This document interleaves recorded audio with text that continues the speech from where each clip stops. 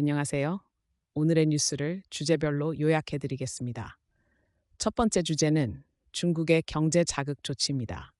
중국의 중앙은행은 경제를 지원하기 위해 금리를 인하하고 은행 시스템에 유동성을 주입했습니다.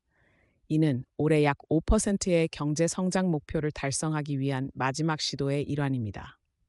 추가적인 재정 조치는 10월 1일부터 시작되는 일주일간의 휴일 전에 발표될 것으로 예상되며 상하이와 선전은 주택 구매 제한을 해제할 계획입니다. 이러한 조치들은 중국 주식시장에서 2008년 이후 최고의 주간 상승률을 기록하게 했습니다. 두 번째 주제는 미국 연방준비제도의 금리 인하와 국채 수익률 상승입니다. Fed는 기준 단기 대출 금리를 0.5%포인트 인하했지만 장기 국채 수익률은 상승했습니다. 이는 시장이 Fed 회의 전에 너무 많은 완화를 예상했던 것에 대한 조정으로 해석됩니다. 전문가들은 Fed가 노동시장의 약화에 대응하려는 의지를 보이고 있다고 분석하고 있습니다. 이러한 다양한 시장 동향으로 인해 투자자들은 국채 배분을 줄이고 있습니다. 세 번째 주제는 보잉의 안전 문제입니다. 국가교통안전위원회는 일부 보잉 737 모델의 러더 작동기에 대한 긴급 안전 권고를 발표했습니다. 이는 유나이티드 항공의 맥스 8 항공기에서 발생한 문제를 조사한 결과입니다. NTSB는 조종사들이 과도한 힘을 사용해야 할 경우 제어 상실의 위험이 있다고 경고했습니다. FAA는 이 상황을 면밀히 모니터링하고 있습니다. 네 번째 주제는 프린스 해리의 센테바일 자선단체입니다. 해리는 남부 아프리카 지역의 젊은이들을 지원하기 위해 세계 비즈니스 리더들과 자선가들을 모으는 새로운 자선 활동을 시작합니다.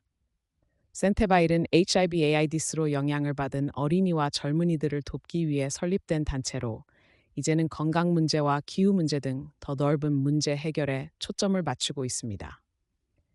다섯 번째 주제는 항구 파업 우려입니다. 미국 동부와 멕시코만 연안의 항구 도크 워커들이 새로운 계약이 체결되지 않을 경우 10월 1일부터 파업에 돌입할 예정입니다. 이 항구들은 미국 해상 수입품의 절반 이상을 처리하며 파업이 발생할 경우 미국 경제에 심각한 영향을 미칠 것으로 예상됩니다. 조 바이든 대통령은 현재로서는 개입할 의사가 없다고 밝혔습니다. 여섯 번째 주제는 뉴스맥스와 스마트매틱의 합의입니다. 뉴스맥스는 스마트매틱과의 명예훼손 소송에서 비밀 합의에 도달했습니다. 스마트매틱은 뉴스맥스가 2020년 선거에 대한 잘못된 주장을 퍼뜨렸다고 주장했습니다. 뉴스맥스는 여전히 다른 소송에 직면해 있으며 스마트매틱은 다른 미디어에 대한 법적 조치를 계속 진행하고 있습니다.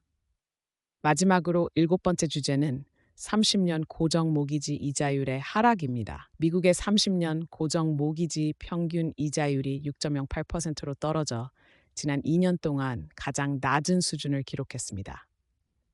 이는 주택 구매자들의 구매력을 높이는 효과가 있지만 여전히 많은 미국인들이 주택 구매에 어려움을 겪고 있습니다.